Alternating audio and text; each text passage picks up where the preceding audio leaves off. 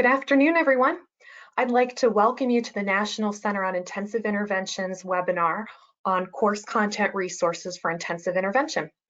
This webinar is the third installment in our faculty professional learning series, which we kicked off in June with a webinar on preparing teachers to deliver intensive intervention in virtual settings, and continued in August with a webinar on practice-based opportunities for intensive intervention. So we're very excited to talk about NCII's course content resources today, and I'm very excited to introduce my colleagues who are joining me.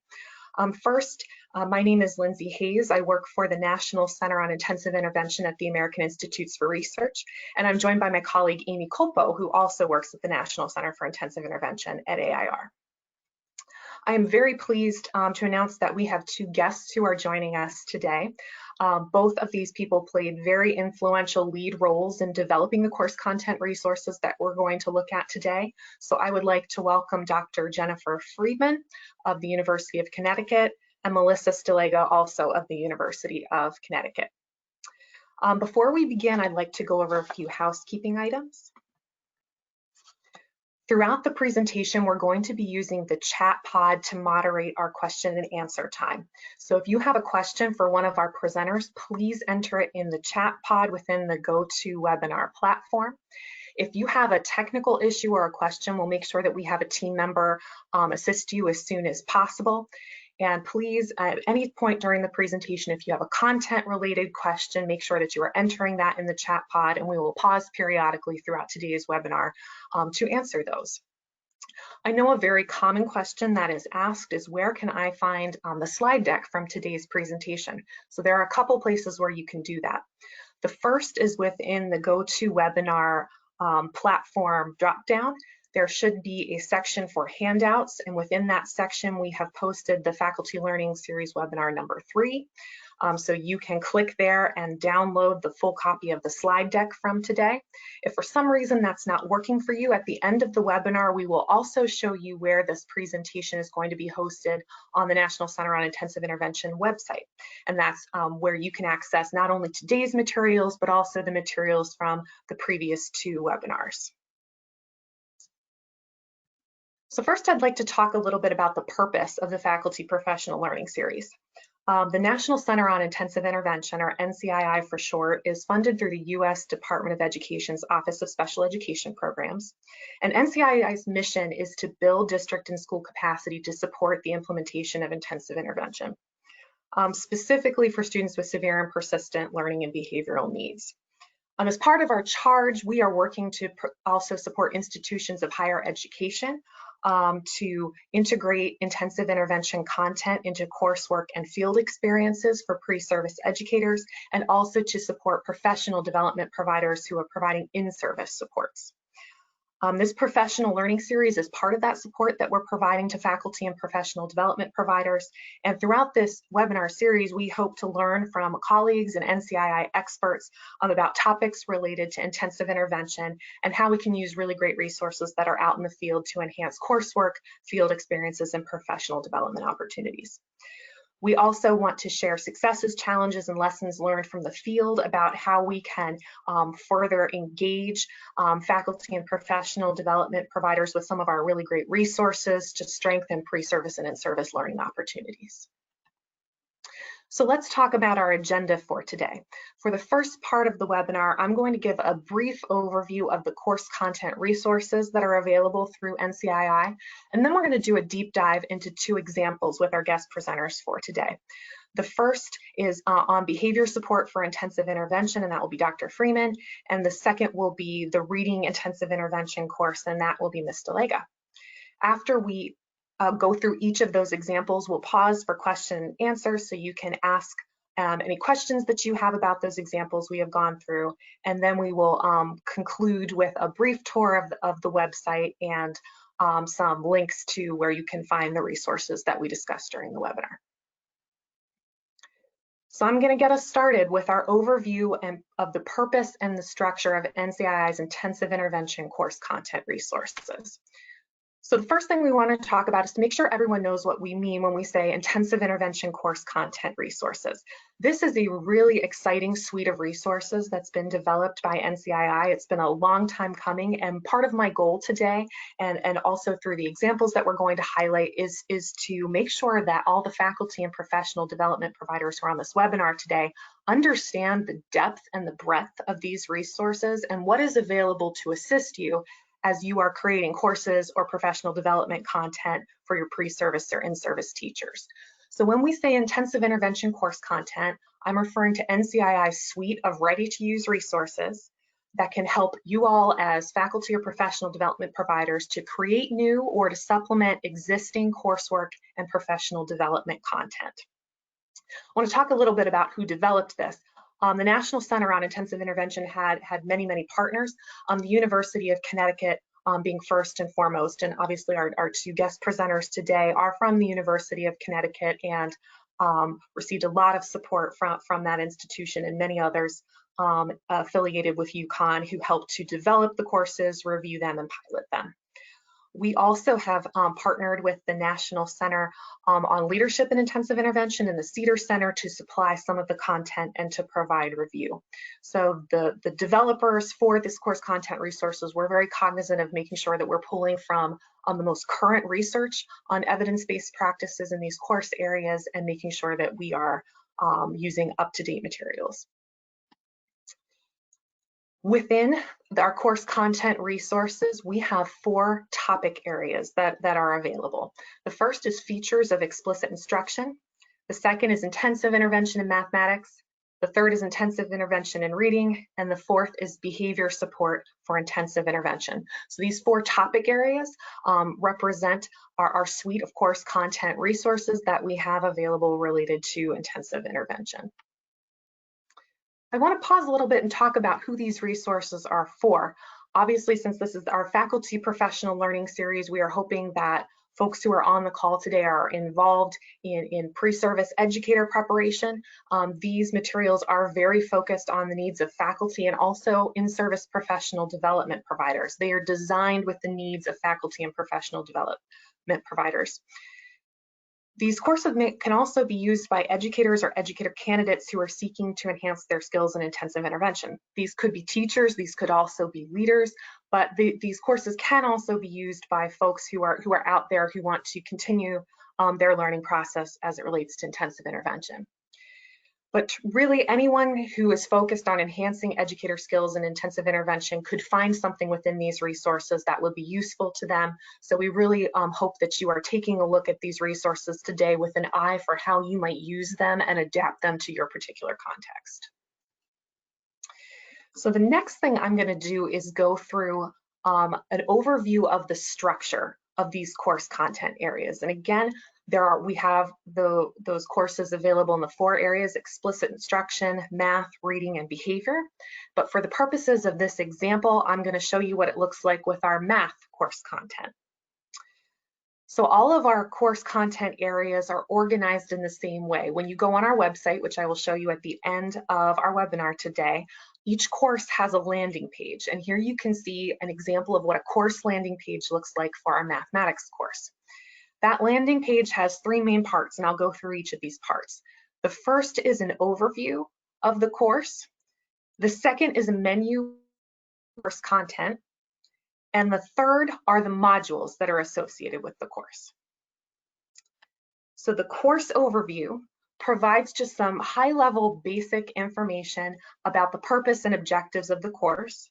It talks about who was involved in the development and talks a little bit about any of the frameworks or the research base that support that particular course. So you can see here that within the mathematics course, something that we highlight is its connections to the high leverage practices that are from the Council for Exceptional Children in Cedar and their connection to this course. So the course overview again provides a high-level overview of the purpose.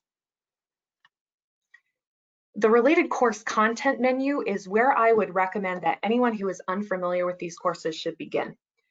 The related course content has several main parts. Each of our course content areas follows the structure. There is a course overview document. There is a document that lists the Council for Exceptional Children, or CEC standards, that are addressed within the course. There is a document for suggested reading list, and then there are links to additional resources. So within this related course content menu, you can navigate to any of these resources. So let's talk a little bit about what they might provide you. The course overview document is exactly what it sounds like. It provides that high-level overview of the structure of each course, the objectives within each part of the course, and any prerequisite content that comes with the course. So for all you faculty and professional development providers out there who might be in the process of modifying or creating syllabi at any point during the school year, this course overview document is a really good place to start because it provides all of that information about prerequisites, objectives, and the scope and sequence really of what occurs within the course. So that course overview document is the anchor document that shows the structure for the entire course and would be a good first starting place for anybody who is looking to update a syllabus. Also of interest to faculty who might be updating syllabi are the documents that address the CEC standards within each module. The example that you see here are the standards that are addressed within the intensive intervention mathematics course. It is broken down by part.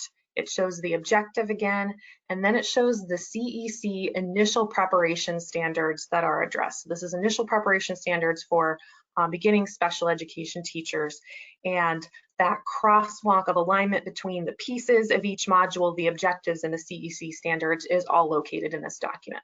So again, for faculty who may be required to demonstrate how their course content aligns with CEC standards, that is all done for you in this document, and we encourage you to take a look.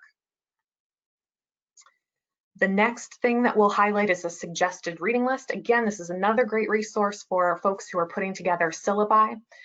Within each module, this document will list the references that are brought up during the module, and it will list any additional suggested reading resources. The articles that are starred with an asterisk were actually used in the module. In addition to everything I just mentioned, each related course content menu also lists additional resources, and some examples of additional resources include webinars that have been conducted on that particular course area, any sample lessons that NCII has that are associated with that course area. You can see the example on the screen here is from, again, the math course. And one example of related course content that we link to within the coursework is mathematics strategies to support intensifying interventions and the sample lessons that are associated with that. So within that navigation pane, it will take you to those sample lessons, and those are a really great supplemental resource that can very nicely complement the content from the modules within each course area. There are also documents that are related to tools and tips for teaching in this particular area, and many, many more resources. Interested in using any portion of these course areas, that you take a look at what additional resources that are available from NCII, and you think about how you might integrate those into your course. The third part of that course landing page, and this is the exciting part, this is really the meat of each course area, are the modules. Each of our course areas, so again, explicit instruction, reading, math, and behavior, is broken down into a number of modules, ranging anywhere from, I believe, to 7 to 8 different modules per course. You can see the example here is from the mathematics course, and this particular course is separated into 8 distinct modules, so you can see those listed here. So on that course landing page, you will see the icons for each of those modules. And if you were to select one of those modules and click on it, it would take you to a module landing page. Again, all of these modules, no matter what course you're in, they're all structured in the same way, so for ease of navigation. So if I show you an example from math, it will look like that in the reading course, the explicit instruction course, and the behavior course. So if we were to click on a particular module, let's say module 4, we would come to a landing page that looks like this.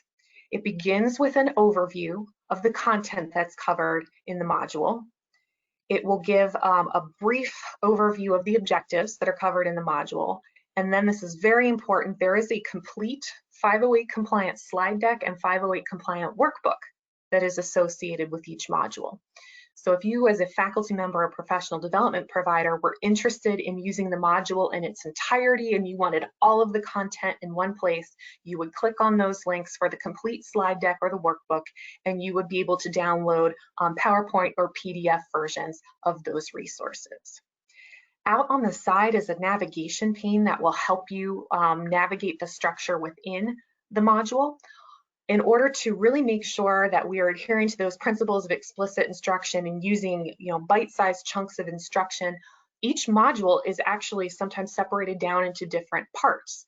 Many of our modules range from about 2 to 3 different parts per module. And part of what the navigation pane on the right-hand side does is help you keep track of the parts of the module as you are going through them. So you can see that in the navigation pane. I want to show you an example of what one of those parts might look like. This particular example shows part 1 of a module, and because it's our math example, the topic is how do you build fact fluency within intensive intervention. This is something that I think really differentiates NCII's course content from other similar resources, and that is the use of video-based instruction.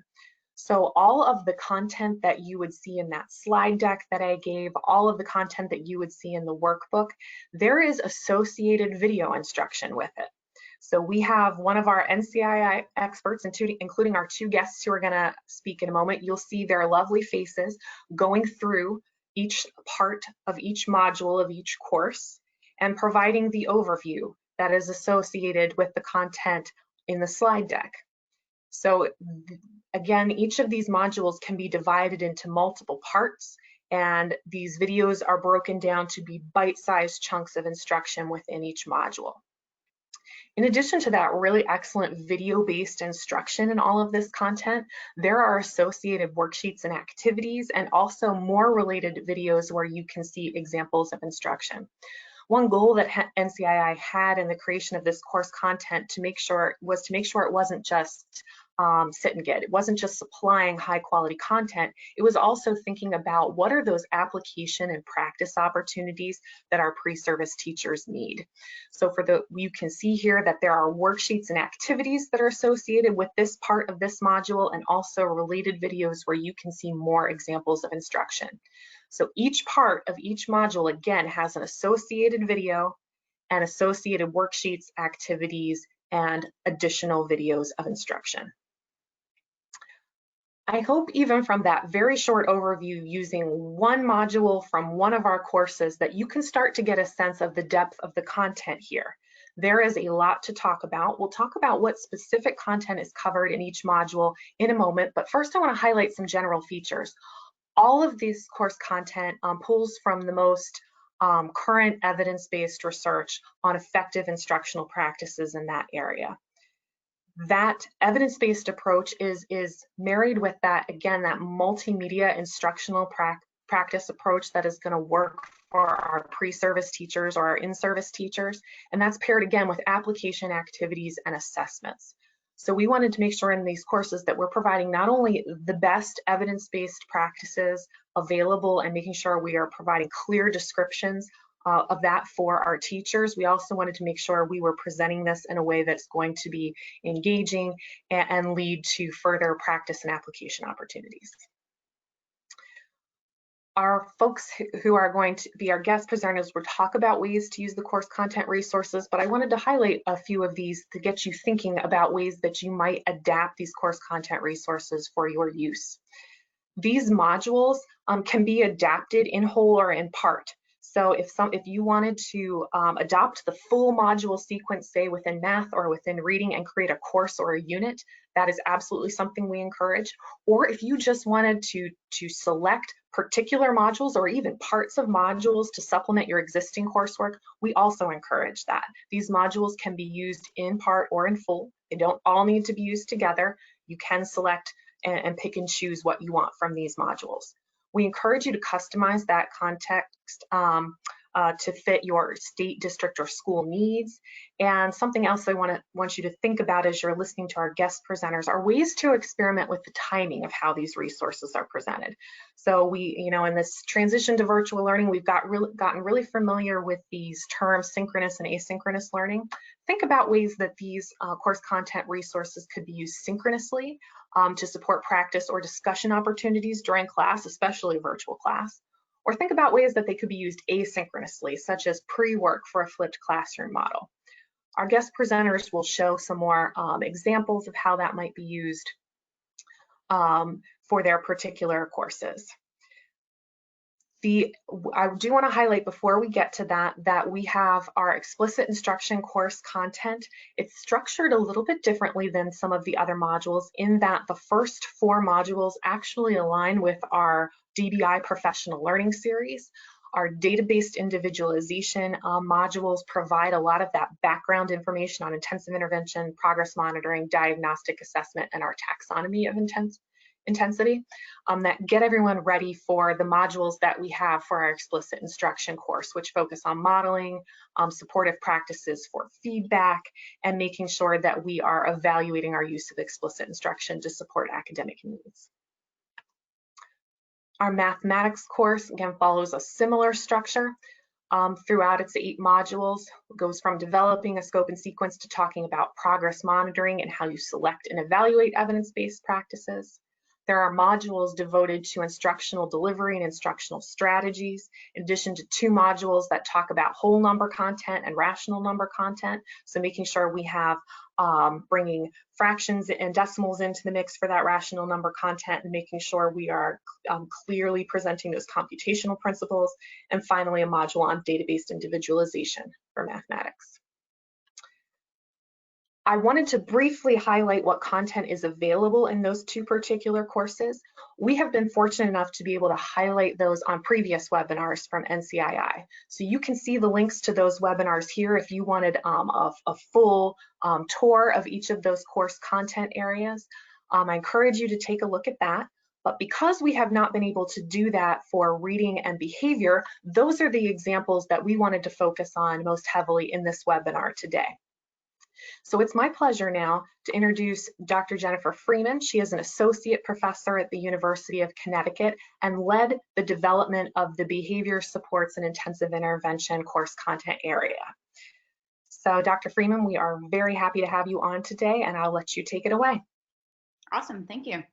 Thanks, Lindsay. I'm excited to be here with you guys. I'm going to give you just a quick overview of the content that's in the behavior course and some quick strategies and ideas for how you might be able to use this within your university course for pre-service or as professional development for in-service teachers. So the behavior module, the behavior course has set 8 different modules. The first 2 are really focused on foundational theory. And the idea here was to build a rationale for why focus on behavior in the first place, and to really lay out the elements of behavioral theory that help teachers understand when and how to select the different practices that we'll talk about throughout the rest of the course.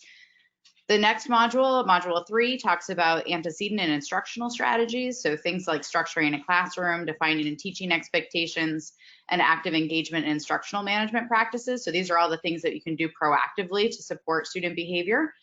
Module 4 talks about strategies to increase appropriate behavior. How do we get more of what we want to see? So it goes through a little bit of a rationale for using acknowledgement overall, and then providing specific positive feedback, and then some additional strategies that you can layer on top of that. And so you can go to the next slide. In modules 5 through 8, it talks about module 5 talks about ways to decrease inappropriate behavior. So talking about error correction, sort of the theory behind punishment in general, and how to use some specific strategies such as planned ignoring, differential reinforcement, response costs, and timeout, but to how to use those in the context of a positive proactive framework. Modules 6 and 7 go together. These are really focused on how do we measure behavior. So the module 6 is really about measuring individual behaviors, selecting and defining target behaviors that you might focus on for intervention. And module 7 talks about how to use that data to really guide your implementation in the classroom. And then the last module talks about intensifying this behavior support. So one of the things that's different about the behavior course from some of the other courses that NCII offers is that it's really not an overall course on intensive behavior support. This is really talking about the basics of classroom management that can be used within intensive intervention. So the last module here gives an overview of what I'll call sort of intensifying behavior supports, or tier 2 or tier 3 individualization, but the purpose is to give that overview rather than to train people to necessarily implement those strategies on their own. There are other resources that help support that. This module was really designed to help people that are working on doing intensive academic interventions, but need some behavior management strategies to help support that. Next slide. So the course was developed based on a couple of key freely available resources from the Center on PBIS. There's 3 different key resources that are all available at pbis.org that were developed by a rather large team of national experts, and as Lindsay said, based on empirical research. Those resources give you a lot more depth and are referenced within the modules themselves. The other 2 resources that I wanted to point out, if you're using this within a university course, the first resource there is the textbook that goes along most directly with the materials that are in these modules. And the second one is used for supporting professional development for teachers and school-based implementation. So if you're looking to use these within an overall course, those might be books that you want to check out. And next one. Each course, as Lindsay said, has a number of different pieces to it that you can use in part or in whole. Each of these have been piloted with both pre-service and in-service teachers, and we use that feedback to help further refine those. So we have gotten feedback and lots of rounds of review to make sure that these are as applicable to your classrooms as possible. As Lindsay mentioned, there's video instruction, there's the workbook that has all of the module activities built right into it. And then there's a brief content quiz at the end of each module, and then there's classroom application activities that are designed to be completed with a coach or a mentor in a student's classroom. Next slide. And thinking about how to use these, this really is, these modules are designed to be presented as a complete course in that they reference each other. So in one module, we'll talk about upcoming information and we might reference back to some of the other modules. So if you do use these individually, you should be aware that there may be references to some of the other modules in those. But you can take individual modules and use them to supplement an existing course or as extra credit opportunities within an additional course to give your students an opportunity to go a little bit deeper. In general, it's designed to be about 1 module per week or to spread these out over the course of 1 semester. It is essentially the course I teach at UConn, modularized. And so it is about the amount of content that you would fit into 1 semester. Obviously, these can be assigned as asynchronous or synchronous assignments. One of the ways we've used those is to ask the students to complete the module outside of class, but then use the application activity as either a role play or a discussion prompt within a synchronous activity. Obviously, the content quizzes and response activities can also be used to help assess student learning along the way. And then these application activities can be taken by pre-service teachers into their clinic placements as well, where they can get feedback from their supervising teacher on some of the skills that they're learning along the way. So that's it for my overview, I think. But if there are questions about content or how we've used these, I'm happy to take those. I do have to hop off pretty quickly here, so if we run out of time for questions, my email address is here, and I'm happy to address questions via email as well. Great. So far, we have 2 questions. I think this one you already answered, though, Dr. Freeman, after it came in. How long does it take to complete a typical module? And I believe you said the amount of content is typical to what a semester would be. Yeah, each module is a little bit different time-wise in terms of the amount of time for the specific module, but it's approximately 1 week of university courses. So most of them are probably total between 2 and 3 hours for all of the activities, but they are broken into shorter video segments and parts, as Lindsay described. We have some questions that I think might be, let's see, this one is, can we access it as just PowerPoints rather than the video so we can record ourselves teaching the material? Yes, you can download just the PowerPoints and use those along with the workbook if you want to do that, and feel free to record your own videos. And this question might be geared towards Lindsay.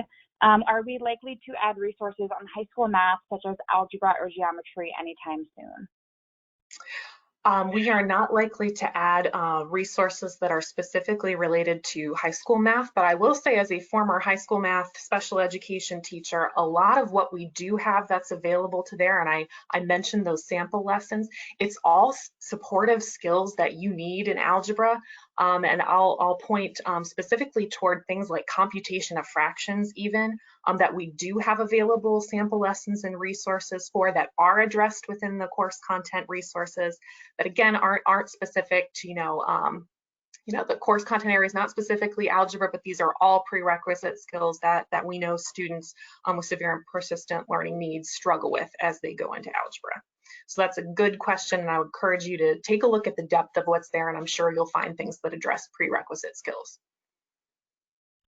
Great. Well, thank you so much, Dr. Freeman, for joining us today. If you have any more questions for Dr. Freeman, her email address is on the screen here, or you can also ask them in the chat box, and we'll make sure that she has access to those later. All right. Thanks, everybody. Back to you, Lindsay. Yes, thank you. So we're going to highlight our next course example, which is in the area of reading. And we have Melissa Stalega from the University of Connecticut on. She's a doctoral fellow. Melissa, are you out there? Yes, I am here, Lindsay. Thank you for the introduction. I'm happy to speak more about the organization of the reading course. Excellent. Okay, so the reading course has 6 modules. Each module comprises of an introduction, a closing, and at least 2 parts. So the first one we have here is just a basic introduction. We talk about why intensive intervention in reading is important, as well as DBI in reading, database individualization. You might notice that the module skipped from module 1 to 3. We do have a module 2, however, it was piloted in person and it did not lend itself quite well to an online format. So for this reason, we opted for a set of resources instead. So if you go to the intensive intervention website and look into the reading course under module 2, we have a whole list of resources there that support module 2 in reading. Module 3 is intervention programs in reading. So we talk about how do intervention programs support students and teachers, what intervention programs are available for teachers in reading, and how to evaluate those intervention programs, materials, and research evidence. So now, one of the #1 questions I get from teachers is, what reading programs do you recommend? How do we know what reading program to select? And this is a really good module that answers those questions for you. Dr. Coyne goes through an evaluation, and it's kind of an application activity in itself where you can go through and evaluate a program. So that's a good one for that. Module 4 and 5 is led by Dr. Erica Lemke. It's all about data. So module 4 is how does progress monitoring and instructional decision making work in reading? So how does the DBI process apply to reading? How do you select, administer, and score CBMs in reading? How do you determine a student's present level of performance? And then how do you select goals, determine a baseline to set those goals, and use progress monitoring to make instructional decisions? Module 5 kind of continues that discussion and goes into diagnostic and mastery assessment in reading. So this talks about how to identify specific reading skills or strategies that you need to teach, and uses diagnostic data to inform consent instructional adaptations. Module 6 and 7 are about qualitative adaptations for teaching word reading and teaching comprehension. So those are broken into 2 components there. We talk about how to adapt reading instruction to improve instructional modeling and student practice, and how to elicit frequent responses and provide effective feedback during word reading instruction. Similarly, Module 7 talks about comprehension instruction to improve instructional modeling. You might notice in Module 6 and 7, we do discuss explicit instruction and how to incorporate effective modeling, guided practice, and the supporting practices in teaching word reading and comprehension. and how those areas can be improved. So for that reason, we do recommend either a background knowledge in explicit instruction or completing the explicit instruction course, which Lindsay introduced to you earlier. Okay, next slide, please. Okay, so as Lindsay mentioned, each course, including the reading course, has a set of workbook activities. The reading course specifically has a multiple choice activities, journal entries, and discussion questions. There are also embedded real video examples with explanations. So you can see real classroom examples of what Dr. Coyne is specifically referring to, and also an explanation of why it is an effective or ineffective practice. There are also quizzes at the end of each module, so students can check their knowledge on what they've learned, as well as application activities and recommended readings. On the next slide here, we have some tips for how to be successful in this course or how to facilitate this course, especially in an online environment. So we suggest utilizing the discussion board on your learning management system like Blackboard for especially those discussion questions. We also encourage feedback on those discussion posts from peers. We really think collaboration is really important to the success of this, module. We also recommend if there's not real world application opportunities for students, especially now, video recording kind of a model lesson. So students can model a lesson and video recording, send it to the instructor or peers for feedback. So that's one way that they could complete those application activities. And like I said, we encourage collaboration and partner work. One thing that we also can suggest in terms of the readings is starting a Google Doc to jot down ideas and discussion questions after those readings, and presenting those discussion questions during lectures so that peers can kind of generate their lead the discussion on those readings.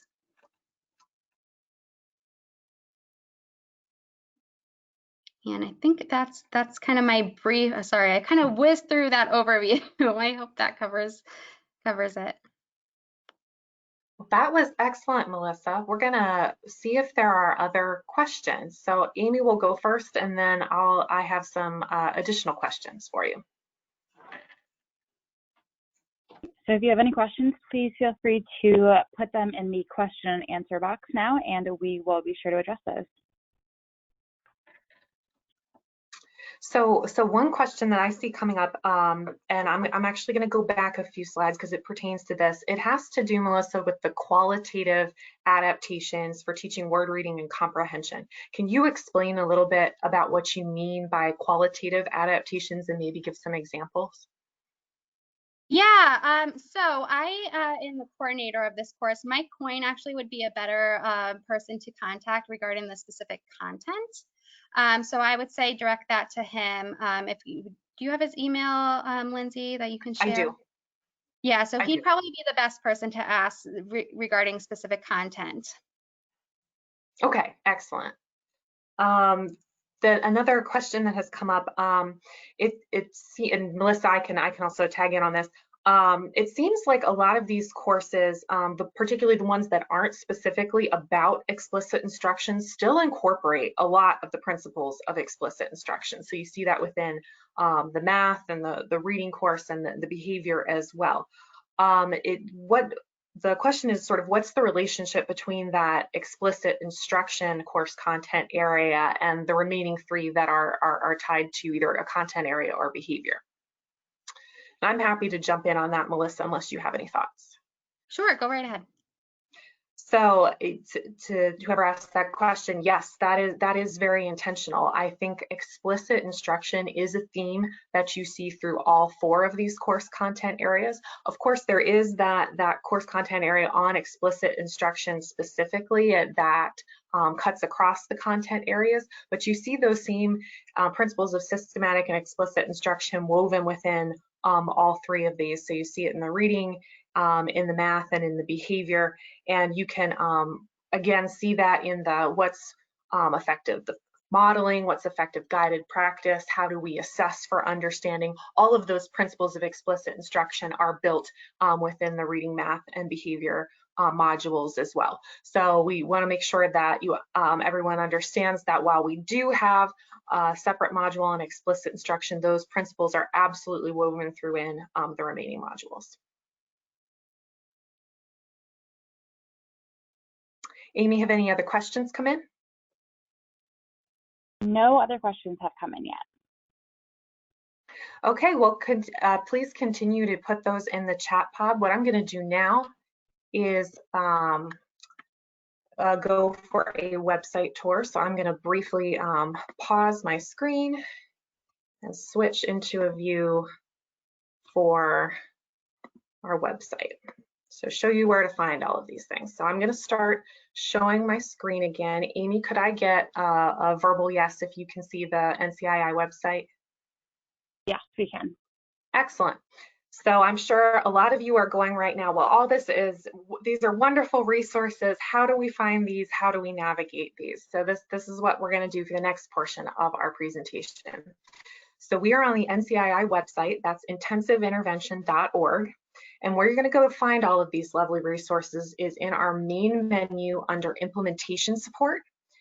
Under that implementation support menu, you're going to go down to course content. This brings us to our course content landing page. If you scroll down a little bit, you can see the areas for each of those 4 courses: explicit instruction, math, behavior, and reading. I think because Melissa is on, I'm going to click on that reading course to play around in a little bit. When you click on that particular course area, you can see again the landing page has the overview, the related course content navigation menu, and then all of the modules that are associated with that particular course. And I think it might be good to show an example just so everyone gets a sense again of the depth of the resources that are available here. I'll take you into one of the modules within reading. So let's actually go into one of those, since we had a question on the qualitative adaptations. Let's use as one of our examples. Let's pick module 6, qualitative adaptations for teaching word reading. Again, it's like you can see how the navigation structure of this is nested. We've gone from the course down to the module, and now we're going to go even into parts of the module. So we start with that module overview. We can download the complete 508 compliant slide deck and the workbook. So if you were to click on that, there would be a download on your computer, and when you open, you will have all of the content for all of the pieces within the module. So as you can imagine, some of those, it's a quite extensive amount of material. We heard Dr. Freeman say that the full course is intended to be about a semester's worth of material, and each of those modules is roughly 1 to 2 weeks of instruction. So you can see here that there is a great deal of content that is built into that module, 172 slides. This is all of the content that you see recorded in that video instruction. So I'm going to minimize that now. If we were to come down here to our introduction segment within that module, you can see again, it's those same slides that we just downloaded, but now we have our experts from UConn and NCII who are recording over this. So this is really nice because this provides, I think, some good opportunities for both synchronous and asynchronous instruction. We have an example of sort of a live example, if you will, of speaker notes. Hearing a content expert present on the material that's in the slides. And again, these are chunked into much smaller, more watchable bits. They range from just a few minutes. I think none of them are any more than 20 minutes, I believe. So these are intended to be nice bite-sized chunks that you could use within a class. And generally speaking, each of these modules begins with some kind of introduction to introduce the objectives, the big ideas, etc., and then moves into the various parts. So within this module, 6, which is on qualitative adaptations, we can see that there's a part on modeling. Again, it has associated worksheets and activities. Let's take a look at one of those. So the activity for evaluating a lesson, you can download all of these. They're in Word form, so they're nice and easy for you to customize as a faculty member or professional development provider. And this particular activity is on evaluating a lesson. So here there is an opportunity to read a lesson and use a checklist to evaluate for effective modeling. And there's also an activity to evaluate a video. I think, again, this is a feature of this course content resources that really sets it apart from some of the other maybe course enhancement modules that are out there or other free and available professional development content.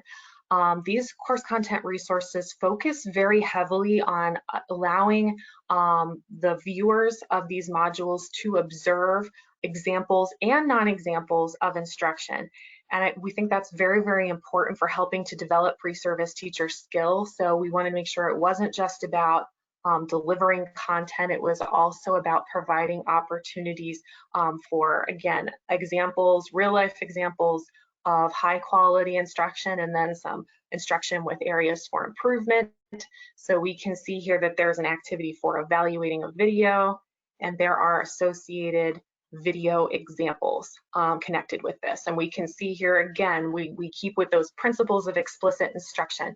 There are ineffective modeling strategies and effective modeling strategies. So we really, these modules really carefully cultivate a lot of good video-based examples of instruction. I think that's a very common question that faculty and professional development providers ask is, where can I find really good videos of instruction, or at least if they are not examples of good and effective instruction, where can I find videos that are instructive in some way about areas for improvement? So we really want to highlight that that's available here.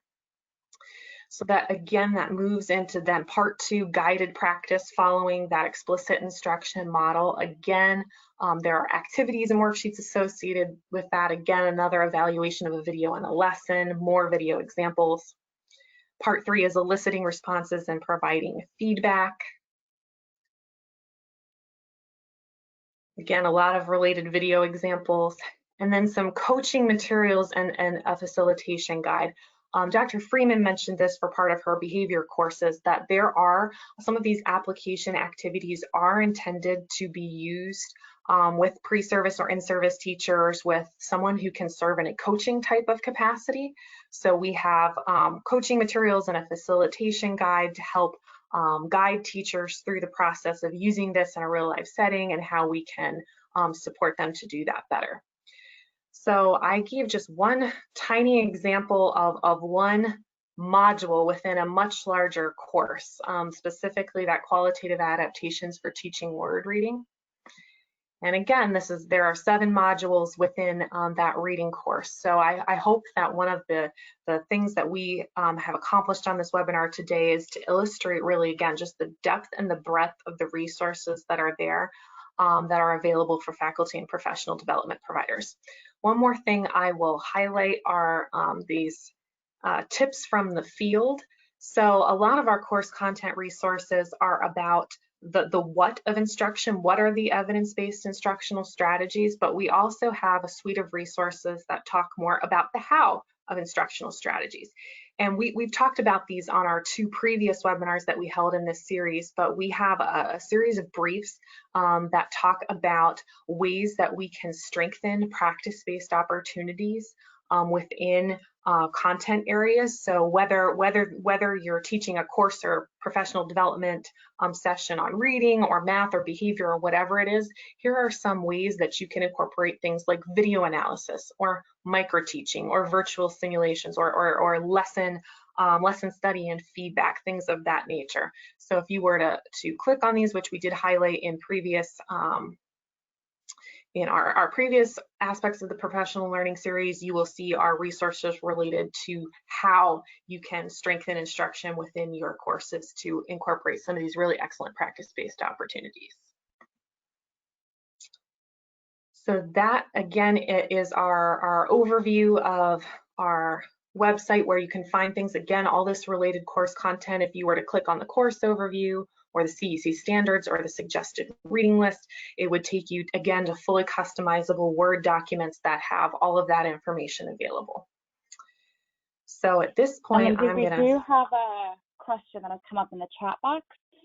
Sure. Is the intensive reading program, does the intensive reading program address dyslexia or structured literacy that is recommended for students with dyslexia?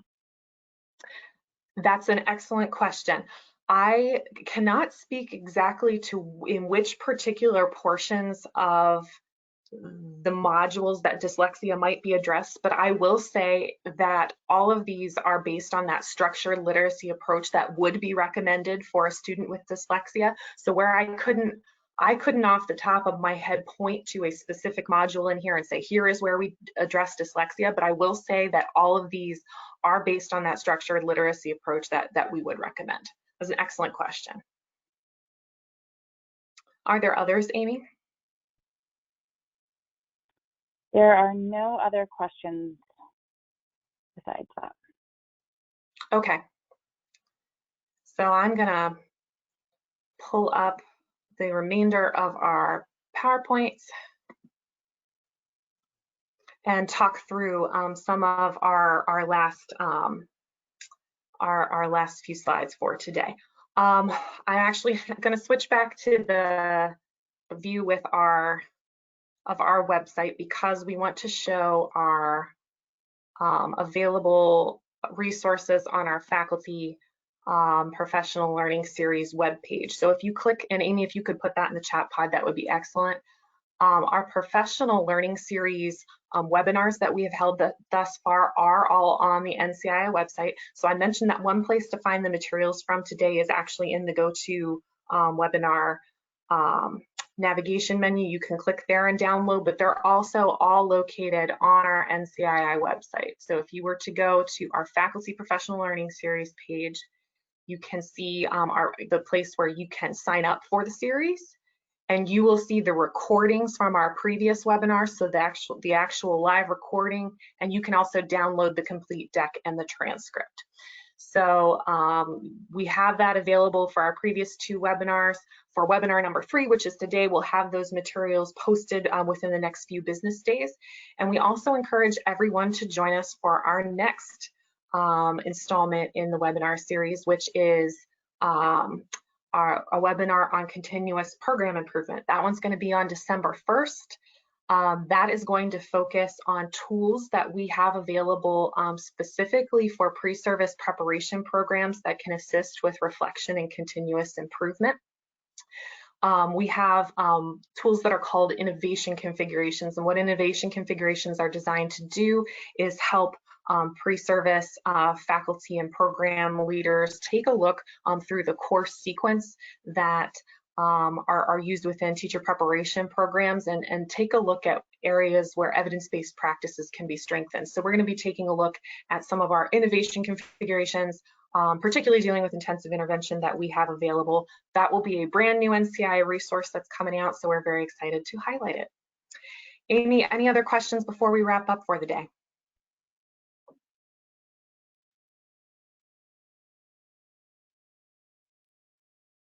Amy, are there any other questions? Oops, sorry about that. Are there completion certificates for the modules? That's another excellent question. There are no completion certificates available for the modules, and that is something we get asked frequently, and the way we see that handled most often is that particular schools or districts will, recognizing that these materials are of high quality, are funded through the U.S. Department of Education, opt to offer their own certification for this. But as of right now, we do not offer certification and completion credit for that. Any other questions, Amy? No, there are no more questions. All right, so here you can see our contact information. Please take a look at our resources on the website, and please feel free to contact us if you have any questions. I hope everyone has a great rest of your day and hope that you join us in December for our 4th and final installment of the series. Thank you.